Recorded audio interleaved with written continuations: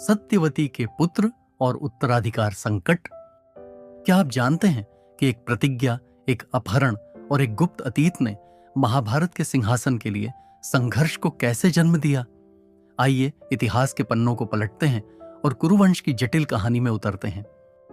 भीष्म की प्रतिज्ञा के बाद शांतनु ने सत्यवती से विवाह किया। उनके 2 पुत्र हुए, चित्रांगद और विचित्रवीर्य। शांतनु की मृत्यु के बाद चित्रांगद राजा बने, लेकिन उनका शासनकाल बहुत छोटा था। एक शक्तिशाली आकाशीय प्राणी जिसका नाम भी चित्रांगद था ने उन्हें युद्ध के लिए चुनौती दी। उस भयंकर द्वंद्व में मानव चित्रांगद मारा गया, जिससे सिंहासन खाली हो गया। यह एक त्रासदी थी जिसने हस्तिनापुर को शोक में डुबो दिया। छोटे पुत्र विचित्रवीर्य सिंहासन पर बैठे, लेकिन वे अभी भी एक बालक थे। भीष्म ने रीजेंट के रूप में शासन किया, राज्य की रक्षा और मार्गदर्शन किया। जब विचित्रवीर्य वयस्क हो गए तो भीष्म ने उनके लिए एक दुल्हन की तलाश की। यह एक महत्वपूर्ण क्षण था, क्योंकि कुरुवंश का भविष्य इस विवाह पर निर्भर था। भीष्म की निष्ठा और कर्तव्य की भावना ने उन्हें इस कार्य के लिए प्रेरित किया। विचित्रवीर्य के लिए दुल्हन खोजने के लिए भीष्म काशी राज्य में स्वयं चुनाव समारोह में शामिल हुए। वहां 3 राजकुमारियों अंबा, अंबिका और अंबालिका को पति चुनना था, लेकिन भीष्म विचित्रवीर्य की ओर से कार्य करते हुए समारोह में घुस गए, सभी दावेदारों को हराया और तीनों राजकुमारियों का अपहरण कर लिया। यह एक साहसिक और विवादास्पद कदम था जिसने सभी को चौंका दिया।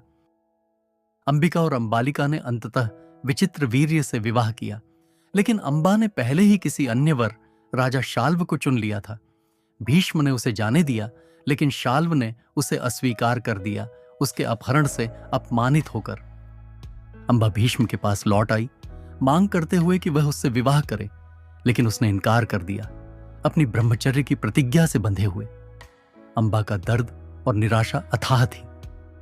क्रोधित और अपमानित होकर अंबा ने बदला लेने की कसम खाई, एक ऐसे भविष्य की स्थापना की जो युद्ध में भीष्म को सताएगा। अंबा की कहानी एक शक्तिशाली अनुस्मारक है कि कैसे अन्याय और अपमान विनाशकारी परिणाम ला सकते हैं। उसकी प्रतिज्ञा ने महाभारत के युद्ध के लिए मंच तैयार किया, जिसमें अंबा की आत्मा शिखंडी के रूप में पुनर्जन्म लेती है, जो भीष्म की मृत्यु का कारण बनती है। अंबिका और अंबालिका से विवाह करने के बाद विचित्रवीर्य युवावस्था में ही मर गए, बिना किसी बच्चे को जन्म दिए। हस्तिनापुर अब एक संकट का सामना कर रहा था। सिंहासन का कोई उत्तराधिकारी नहीं था। सत्यवती कुरुवंश को बचाने के लिए बेताब अपने अतीत के एक रहस्य की ओर मुड़ी। शांतनु से विवाह करने से पहले उनका आर्षि पराशर के साथ एक पुत्र था। यह पुत्र व्यास थे, महान महर्षि और महाभारत के लेखक। सत्यवती ने व्यास को बुलाया और उनसे नियोग करने का आग्रह किया।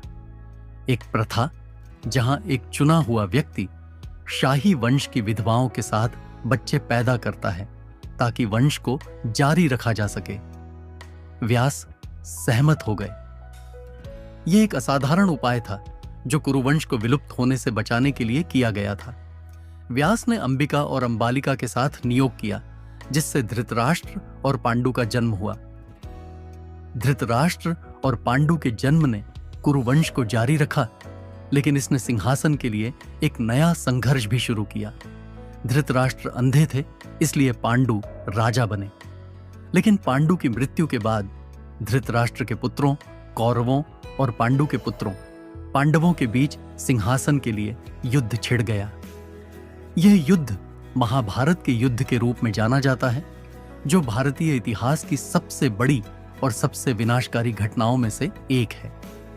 सत्यवती के पुत्रों और उत्तराधिकार संकट की कहानी एक जटिल और मनोरंजक कहानी है, जो शक्ति, कर्तव्य, प्रेम और बदला लेने के विषयों की पड़ताल करती है।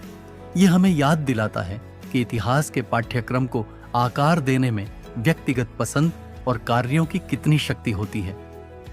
अगर आपको यह वीडियो पसंद आया तो हमारे YouTube चैनल एनिमेशन वर्ल्ड को लाइक, शेयर और सब्सक्राइब करना ना भूलें, और अधिक आकर्षक कहानियों और ऐतिहासिक विश्लेषणों के लिए बने रहें।